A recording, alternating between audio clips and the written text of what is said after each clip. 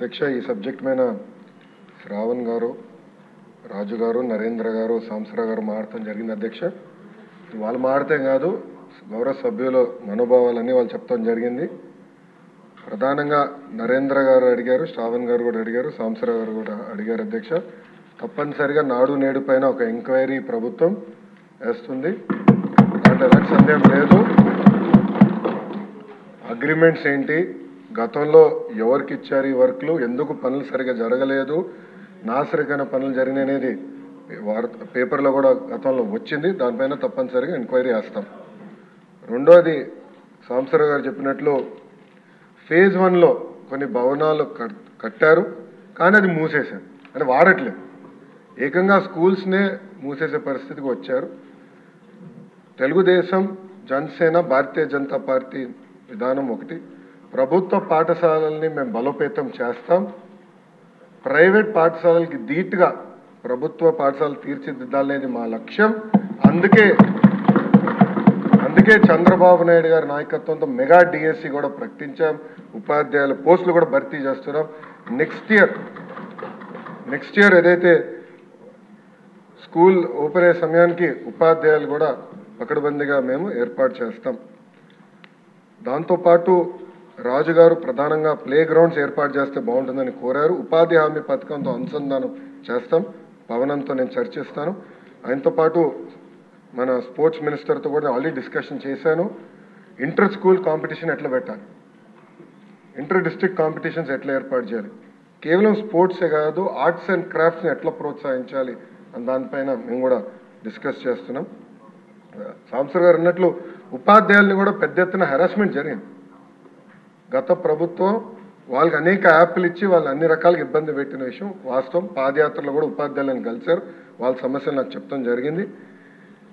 ఈ సంవత్సరం నా ఆలోచన, I'm subject to correction from members, నా ఆలోచన ఏంటంటే ఈ సంవత్సరం ముందల కేజీ టు పీజీ విద్యను మొత్తం ప్రక్షాళన చేద్దాం. నేను పక్క రాష్ట్రాల్లో కూడా ఎలాంటి కార్యక్రమాలు జరుగుతున్నాయి అనేది నేను చదువుతున్నాను. ఉత్తరప్రదేశ్లో నిపుణ్ కార్యక్రమం చేస్తున్నారు, ఢిల్లీలో కూడా అనేక కార్యక్రమాలు చేస్తున్నారు. నేను కూడా అది మొత్తం రివ్యూ చేస్తున్నాను. నేను కూడా ఫీల్డ్ విజిట్స్కి వెళ్ళాల్సిన అవసరం ఉంది. ఒక పక్కన విద్యార్థుల కోసం మనం డబ్బులు ఖర్చు పెడుతున్నాం, మిడ్ డే మీల్స్ కార్యక్రమాలు ఇస్తున్నాం, ఇన్ఫ్రాస్ట్రక్చర్ ఇంప్రూవ్ చేస్తున్నాం, కానీ లెర్నింగ్ అవుట్కమ్స్ ఏంటి? ఎందుకంటే మంగళగిరిలో కూడా నేను ఉపాధ్యాయులను కలిసినప్పుడు వాళ్ళు అదే అడిగారు. 6వ తరగతి వరకు మీరు ఏం నేర్పించకుండా మాకు తోయేసి మంచి మార్కులు రావాలంటే ఎట్లా వస్తాయి? సో లెర్నింగ్ అవుట్కమ్స్ ఎట్లా మెజర్ చేయాలి అని దానిపైన కూడా మేము చర్చిస్తున్నాం. కేజీ టు పీజీ నేను పాదయాత్రలు కూడా చెప్పాను, కరికులంని బలోపేతం చేయాలి, రీవర్క్ చేయాల్సిన అవసరం ఉంది. అది చేసే ముందల పక్క రాష్ట్రాల్లో ఏం జరుగుతుందో కూడా నేను చూస్తున్నాను అధ్యక్ష. దానివల్ల వాళ్ళకి వచ్చిన అవుట్కమ్స్ ఏంటి అనేది మేము చదువుతున్నాం. ఆ మొత్తం రోడ్ మ్యాప్ ప్రిపేర్ చేసి సంఘాలతో కూడా మేము చర్చించి అందరు బయ్యన్ అయిన తర్వాత ఆ రోడ్ మ్యాప్ ప్రజల ముందర పెట్టాలనేది నా లక్ష్యం.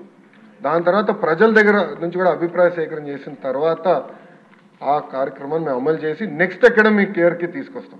అంటే గత ప్రభుత్వం లాగా రివర్స్ టెండరింగ్ అనే హడావిడిగా చేసి పోలవరం ఎట్లయితే సర్వనాశనం చేశారో అలా నేను చేయదలుచుకోవాలి విద్యా వ్యవస్థని. విద్యా వ్యవస్థలో కూడా అనాలోచిత వల్ల చాలా దెబ్బతిని. సిబిఎస్ఈ కరికులం అన్నారు, కొన్ని స్కూల్స్ ఏమో CBSE curriculum with CBSE examination అన్నారు, మళ్ళీ మధ్యలో ఐబీ అన్నారు, తర్వాత టోఫెల్ అన్నారు, డిక్షనరీ అన్నారు. అంటే కొంచెం గందరగోళంగా ఉంది. ఇది మొత్తం కొంచెం స్ట్రీమ్లైన్ చేయాల్సిన అవసరం ఉంది. ఎందుకంటే మన పిల్లల భవిష్యత్తు దీనిపైన ఆధారపడి ఉంది. సో సిస్టమేటిక్గా చేయాల్సిన అవసరం ఉంది. తొందరపాటు నిర్ణయాలు కాకుండా సిస్టమేటిక్గా చేయాలనేది నా ఆలోచన అధ్యక్ష. 2019 నుంచి 24 అని మీరు చూస్తే 2019లో అంటే ఆనాడు తెలుగుదేశం ప్రభుత్వం హయాంలో 38,98,000 మంది విద్యార్థులు ఉంటారు. 5 సంవత్సరాలు వేల కోట్ల రూపాయలు ఖర్చు పెట్టిన తర్వాత అది 38,26,000 మంది విద్యార్థులకు తగ్గిపోయింది. అంటే 72,117 మంది విద్యార్థులు ప్రభుత్వ పాఠశాలలో తగ్గిపోయారు.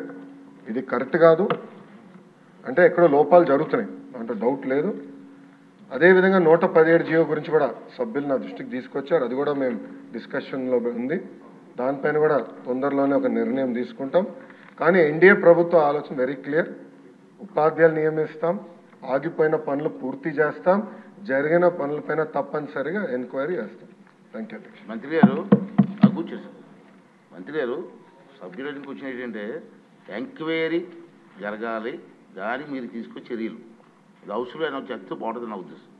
అధ్యక్ష, గౌరవ సభ్యులు ఎంక్వైరీ కోరారు అధ్యక్ష, తప్పనిసరిగా ఎంక్వైరీ వేస్తాం అధ్యక్ష. దాని తర్వాత నెక్స్ట్ సెషన్ అంటే ఎంక్వైరీ నివేదిక వచ్చిన తర్వాత నెక్స్ట్ సెషన్లో నేను టేబుల్ చేస్తాను. Okay, thank you.